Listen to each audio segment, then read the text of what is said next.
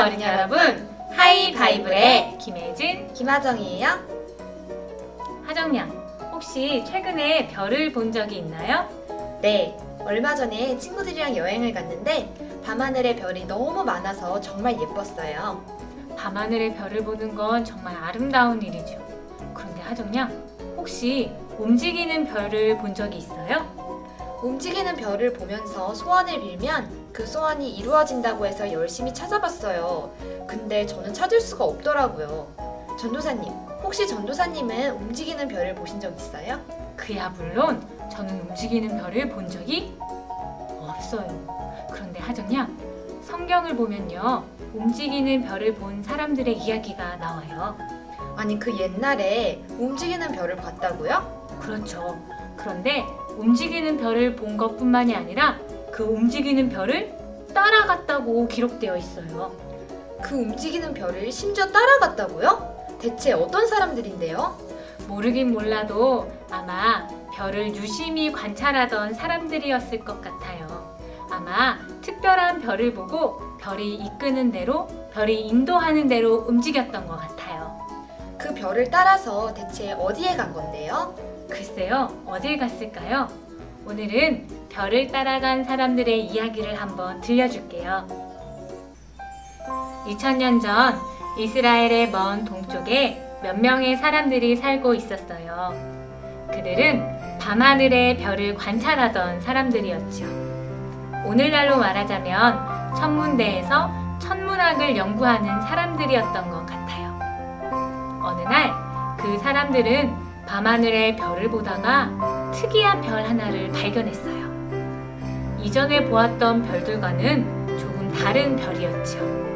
별의 크기도, 색깔도, 그리고 그 별이 움직이는 길도 모두 달랐어요. 그 사람들은 그 별을 유심히 관찰하다가 중요한 결정 한 가지를 내렸어요. 저 별은 우리를 이끌어 당기는 힘이 있는 것 같아. 우리더러 따라오라고 말하고 있는 것 같은데 우리 저 별을 한번 따라가 볼까? 새로운 탄생, 새로운 왕이 태어날 것만 같아 하고 말이에요. 그리고 그 사람들은 여행을 준비했어요. 새로운 왕, 새로운 탄생을 맞이할 선물을 준비하고 여행길을 떠났죠. 바로 별을 따라가는 여행이었어요. 하지만 그들의 여행은 결코 쉽지 않았어요. 여러분, 한번 생각해 보세요. 움직이는 별을 보고 이동하려면 언제 이동해야 되나요? 밤에 이동해야 되지요. 그런데 그 당시에는 자동차도 없었고요. 어두운 밤을 비춰주는 가로등빛도 없었어요. 게다가 오늘날처럼 포장된 좋은 도로가 나 있는 것도 아니었죠. 그리고 그 사람들에게는 약간의 걱정도 있었을 것 같아요. 저 움직이는 별을 보고 따라가는데 저 별이 멈추지 않고 영원히 움직이면 어떡하지? 하는 걱정 말이에요. 하지만 그들은 계속해서 별이 인도해주는 길을 따라 여행을 떠났어요. 긴 여행이었죠. 그 여행이 계속되던 중에 그들은 이스라엘, 유대 땅, 바로 예루살렘에 도착하게 되었어요. 그들은 사람들에게 말했어요. 우리는 먼 동쪽에서 온 사람들입니다. 별이 이끄는 대로, 별이 인도해주는 대로 여기까지 왔어요. 이곳에 태어난 왕, 유대인의 왕은 어디에 있는 건가요? 하고 물었죠.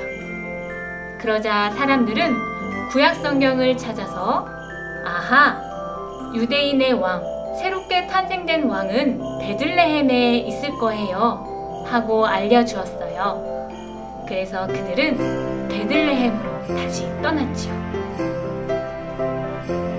드디어 별이 멈췄어요. 여러분, 한번 생각해 보세요. 그 긴 시간 동안 움직이는 별을 보면서 따라왔던 그 사람들이 저곳에 멈춘 별을 보고 그 마음이 어땠을까요? 성경을 찾아보면요, 그들은 너무너무 기뻐했다. 기뻐서 어쩔 줄 몰라 했다 라고 나와 있어요. 전도사님이어도 그랬을 것 같아요. 와, 우리가 해냈어. 우리의 여행이 헛되지 않았어.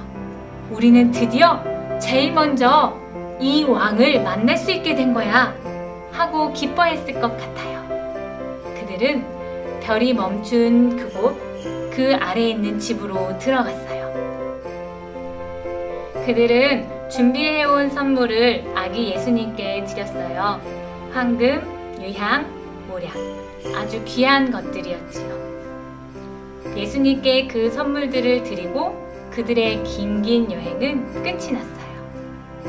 여러분, 당시 이스라엘에는 많은 사람들이 별을 관찰하고 있었다고 해요. 그들도 분명 반짝이는 특별한 별을 보았겠지만 그들은 움직이지 않았어요. 별을 따라가지도 않았고 새로운 왕의 탄생을 준비하지도 않았지요.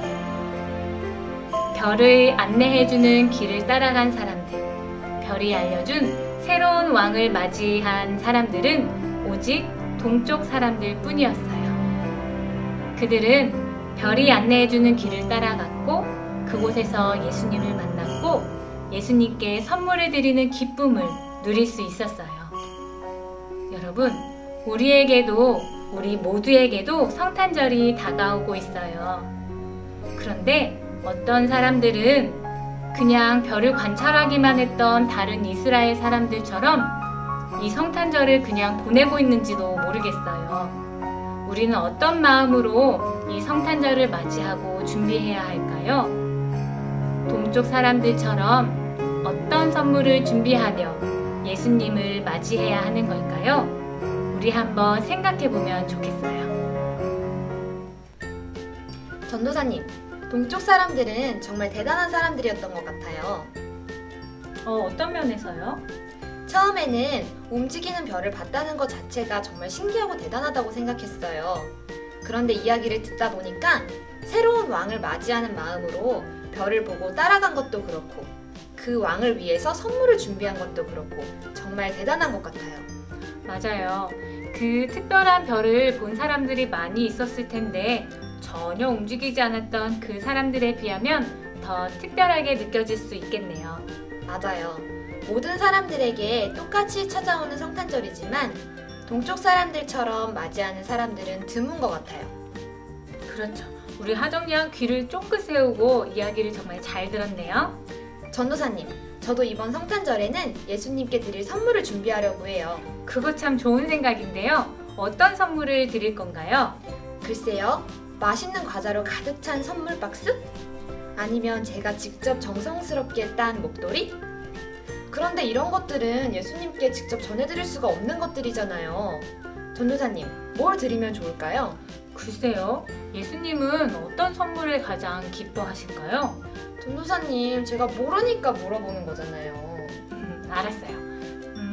이렇게 해보면 어떨까요? 이번 성탄절에는 내 친구들과 가족들 그리고 이웃을 더 사랑해보는 거예요.